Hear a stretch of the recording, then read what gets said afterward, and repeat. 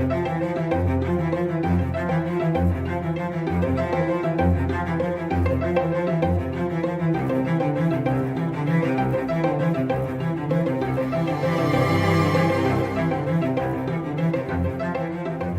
and thanks for joining us again for another Executive Spotlight.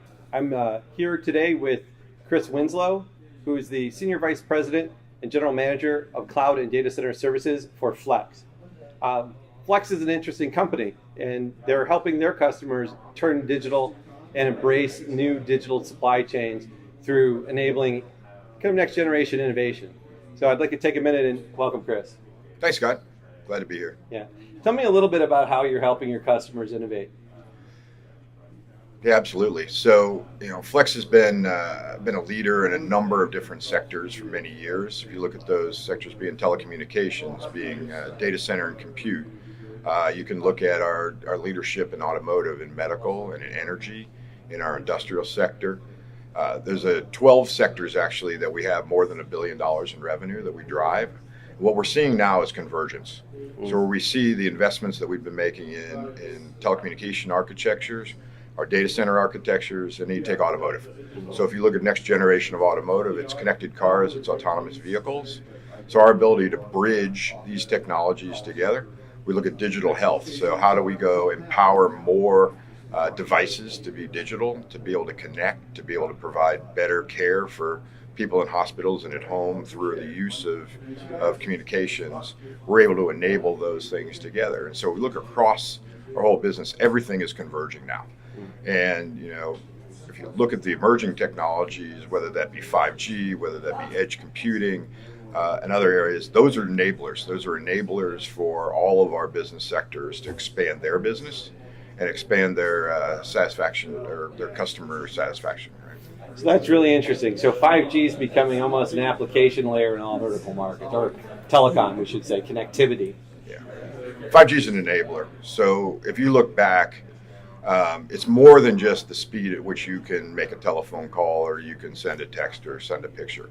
It actually creates entire new industries. So if you look back, Uber doesn't exist without 4G. Because you couldn't run it on 3G. It's too slow. So what happens is with these next generation technologies, they actually open up entirely new markets. And we see that happening now with 5G. 5G is going to create entirely new industries because of the connectivity and the speed in which they can connect. So it creates reality out of the desire for industrial IoT, for connection all the time. It changes the profile of how homes are connected, and it changes the profile on how individuals are connected all the time. And we see 5G actually being that enabler and the ability to create entirely new industries that have never existed before because the proximity to data and the connectivity wasn't there. So Flex specializes in partnering with their customers to help them innovate by leveraging all technology across different industries. 5G is, of course, one of those. I think from an operator perspective, they're taking the leap into 5G and trying to figure the use cases as they go. Where are you seeing for your customers 5G actually becoming a reality today? Yeah, so it's in a variety of different areas, and it's really starting to accelerate now. So if we look at the acceleration, fixed access is going to be the first one. That's going to be ability to give you last mile access at a much higher speed without tearing up your lawn and without having to put fiber out there, right? Right. But that's sort of the precursor to, full spectrum, 5G that's going to be available. And what you're going to see then is huge new use cases for small cells, for connected cities, for connected homes that are using small cell devices to connect. They're using alternative ways to create 5G connectivity and 5G spectrum for everybody around. And so what we're seeing now are early stage trials that are happening this year. We're involved in those with a number of our customers. And we're making proactive investments in what we believe will be the technologies that will be needed to deploy quickly. The deal is it's a race. You've probably seen a lot, talking about the race, right? Because the first guys, first country, first company, first geography that can deploy in wide scale 5G creates an enablement for entrepreneurial companies to create new businesses. Those businesses will become the next generation's Uber and Netflix, et cetera. And maybe it is Uber and Netflix, but it enables the next generation companies to be able to create a business model that they otherwise couldn't because of the lack of connectivity, the lack of latency, the lack of consumer experience when they go connect. And so what we're seeing is that race is going to be critically important, and we're helping to enable companies to scale quickly by both being proactive in the development of technologies that will be required for that, but also the sheer scope and scale that Flex brings to the table globally in order to be able to ramp quickly and manufacture, deploy rapidly for our customers. Because for Flex, it's not just about the technology in the back end; it's also about the manufacturing. Right? Absolutely. I mean, that's our heritage, right? That's where we came from. But we've made some big transitions over the last 5 years in what we term to be sketch to scale, which is essentially our ability to take ideas from our customers, convert them not only into designs, but convert them into full rollouts and deployments at scale. So we've built this entire ecosystem now that allows us to help accelerate time to market for our customers. And as you look at 5G, that's going to become the critical aspect of it. The ability, once the ecosystem is available to be deployed, how fast can you go deploy? Because if you can't do it fast enough, somebody else will. And in which case you're going to go enable somebody else, another geography, another country, another company to be able to go beat you in the market on the next new technologies. So what are the key areas that you've been investing in the last 5 years kind of contend with that evolution? Yeah, so there's different elements that we think are going to be really critical for this. So you have the core technologies around 5G, massive MIMO, you have millimeter wave technologies. We're actually doing proof of concepts in our labs of the next generation antennas and technology that you're going to need to deploy those. We're working with a number of the consortia that are in the industry around how do you create new open stacks of software that allow those applications to work in a variety of different areas. And then we've invested heavily in centers of excellence for wireless, centers of excellence for optical technologies, in order for us to go scale that manufacturer. And lastly, the big piece also, in addition to 5G connectivity, is going to be how cloud technology moves to the edge.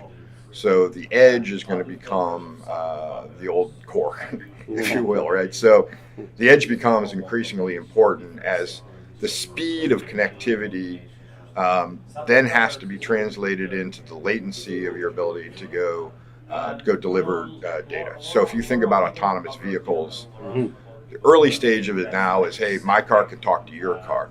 The real manifestation when all of those cars are on the road is all of those cars are communicating centrally with decision making and not just with the car next to them. So to do that, I need to have cars connected all the time within 4 or 5 kilometers from some decision making tree, which means I've got edge data centers at the bottom of cell towers. I have edge data centers inside of central offices. I have edge data centers every place that I need connectivity so that I can create real time, and that's an important aspect. So our investments in server technology, storage technology, our investment in alternative energy sources that could then help power things that are going to be remote through solar, through fuel cells. So we have a number of initiatives going on in the full ecosystem, from power to energy to cooling to servers to storage, and then of course the entire telecommunication infrastructure. Yeah, it's very interesting. The evolution of the edge is something we've talked about a lot, and it's got to get faster, smarter, more reliable in order to enable some of those use cases like connected car. Yeah, and the sheer changes now in proximity and the changes in the environmental. So being able to put them in containers that are self-regulated, with its own environmentals at the base of cell towers and in other areas where it's a hostile environment that you would not have put these in before. But in order for me to get enough points of presence for edge, I have to think outside the box now in terms of where I'm going to go deploy. And we're working on those kind of mechanical technologies, cooling technologies, other areas for various purposes in order to create those kind of environments to enable the edge. Outside of environmental factors, what other kind of key challenges do you see for rollouts for things like 5G?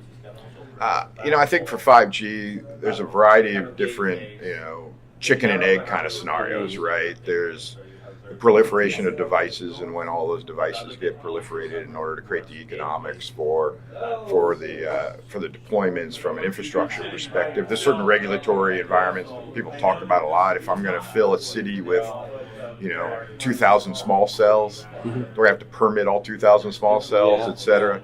But I'll tell you, there's a lot of people working on those issues. There's a lot of government organizations, both local, state, and federal, that are trying to streamline some of that. There's a general belief that the U.S. has to lead. The U.S. led in 4G, and that's what enabled an entire new set of industries.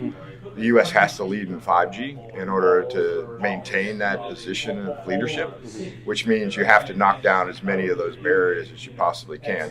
I can tell you that Flex will be a big part of helping to accelerate that because of our ability to ramp fast, to scale quickly, and manufacture globally, those devices that are going to be necessary to go do deployments. And so we won't be the bottleneck in terms of the ability to go deploy. I think it's going to become the other regulatory and sort of business forces that may create some slowness. But I'll tell you, there's a unified front today on the U.S. leadership globally, as well as our customers need to be leaders in themselves globally, whether it's in the U.S. or elsewhere in the world, for them to take that leadership position. And I think as long as companies are striving to make good business decisions, but to do it quickly and to accelerate, I think that's going to benefit the world.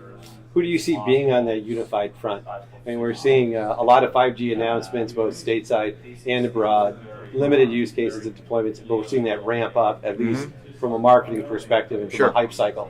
But from your perspective, who's on your side? Who's fighting this battle to get 5G accelerated in the U.S.? Well, we have relationships with all of the major telecommunication infrastructure OEMs. So there are key partners in all of this.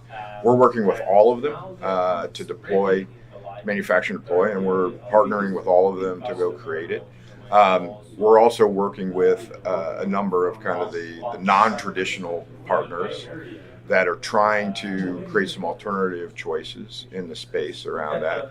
And we're doing that globally, not just in the States. So we have partners all over the world that we work with closely that are doing deep investigations as well as actually moving to deployment. So when you see today announcements over this week in particular of first run deployments in certain cities by major carriers, there's a high likelihood that the products that are being deployed in some form or fashion were manufactured by Flex and maybe designed by Flex. Well, thank you, Chris. Thanks for your time today. I really appreciate it. Appreciate it. Yeah, nice meeting you. Excellent. And thanks to all of you for tuning in today, and we'll see you on the next one.